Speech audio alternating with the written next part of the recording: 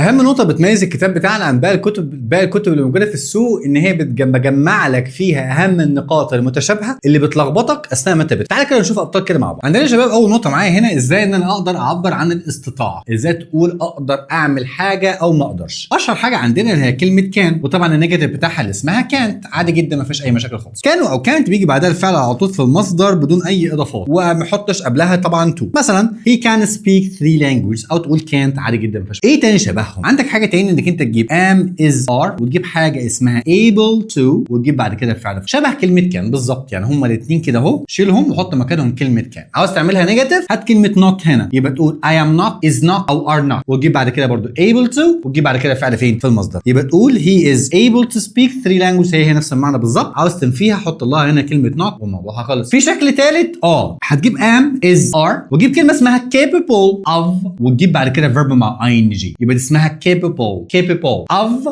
وتجيب بعد كده verb ايه اخره ing. يبقى تلاحظ ان هنا جبت فعل في المصدر مع كان، جبت فعل في المصدر مع able to، جبت فعل مع ing مع capable of. حلو الكلام. برضه ايه برضه بيجي معاها ايه am و is و are حط لها نيجاتيف تبقى not، يبقى am not is not و are not عادي جدا. يبقى هي is capable of speaking 3 languages كلهم ليهم نفس في شكل رابع يقول لك ايه هتجيب هنا المره دي have او has. حلو الكلام. وتجيب بعد كده كلمه اسمها the ability to وتجيب بعد كده فعل في المصدر، يبقى تقول he has the ability to او I have the ability to. عاوز تعملها نيجاتيف هات هنا كلمه not، يبقى have not او has not. يبقى he has ممكن تحط برضه كلمه دي، حط كلمه got بعديها برضه يعني عادي. يعني دي اوبشن بالنسبه لك، يا تقول he has got او تقول he has the ability على طول. يبقى he has the ability to speak 3 English. حلو جدا. في حاجه بقى رابعه بس خد بالك منها شويه. يبقى هنا كل واحد فيهم بيقدر يعمل حاجه. الاخيره دي ليها حته كده تركايه غير عنهم. كلمه enable معناها يمكن حد، يخليه قادر على فعل شيء معين. يبقى لما اجيب مثلا فاعل معين اجيب شخص معين او اجيب آلة معينة او برنامج معين. حلو. وتجيب كلمة enable. حلو. وهات بعديها شخص. انا عندك دلوقتي انا قدرت امكنك اخليه قادر تعمل، يبقى انا كده هخلي حد قادر يعمل الموضوع ده. يبقى والله البرنامج ده خلاني قادر اخلص التاسكس بتاعتي ايه بسرعة مثلا. وتجيب بعديها كلمة to